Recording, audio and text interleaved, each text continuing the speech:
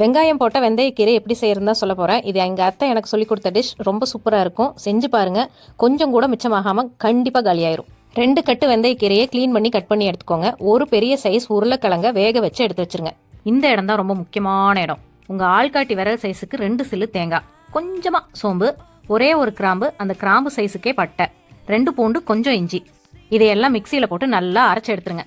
கிராம்பு, சோம்பு, பட்டை இதெல்லாம் கொஞ்சம் ஜாஸ்தி போட்டுட்டா நெஞ்சு கறிக்கிற மாதிரி இருக்கும். அதனால் நான் கொஞ்சம் கம்மியாக போட்டிருக்கேன். உங்களுக்கு பிடிக்கும் அப்படின்னா ஜாஸ்தி போட்டுக்கோங்க. இனியெல்லாம் உங்களுக்கு தெரிஞ்ச விஷயந்தான். அடுப்பை பற்ற வைங்க, பாத்திரத்தை வைங்க, எண்ணெயை ஊற்றுங்க, கடுகை போடுங்க, தேவைப்பட்டா உளுத்தம் பருப்பு போட்டுக்கோங்க, கொஞ்சமாக சீரகம் போட்டுக்கோங்க. வெங்காயத்தையும் வரமிளகாயையும் போட்டு நல்லா வணக்குங்க. அது நல்லா வணங்கினதுக்கப்புறமா அதை ஆசீர்வாதம் பண்ணிவிட்டு மேலே மஞ்சத்தூள், மிளகாத்தூள், மல்லித்தூள், கரம் மசாலா தூள் போட்டுக்கோங்க. அதை லைட்டாக கலக்கி விட்டுட்டு அது மேலேயே சுத்தம் பண்ணி வச்சிருக்கிற வெந்தயக்கீரையை கட் பண்ணி போட்டுருங்க. அதுக்கு மேலே உருளைக்கிழங்க பொடிச்சு போட்டுருங்க.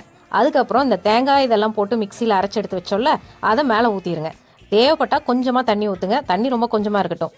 பார்க்க தான் தண்ணி நிறைய இருக்கிற மாதிரி இருக்கும். ஆனால் அடியிலிருந்து கிளறி விட்டீங்க அப்படின்னா உருளைக்கிழங்கு போட்டிருக்கிறதுனால தண்ணி சீக்கிரமாக உறிஞ்சிட்டு போயிடும், சீக்கிரமாகவே வத்திடும். தேவைப்பட்ட அளவுக்கு உப்பு போட்டுருங்க. மூடியை போட்டு கொதிக்க வைங்க. அப்பப்போ கிளறி விடுங்க. நல்லா அந்த தண்ணியெல்லாம் வத்துனதுக்கப்புறமா டேஸ்ட் பண்ணி பாருங்கள். அம்சமாக இருக்கும். சாதத்தில் போட்டு பிசைஞ்சு ஒரு 4 ஊறுகாயை வச்சு சும்மா அப்படி சாப்பிட்லாம். அதை எப்படி சாப்பிட்லாம்? அப்படி சாப்பிட்லாம். அந்த மசாலா வாசமும் உருளைக்கிழங்கும் வெந்தய கீரையும் பா அடி பொலி.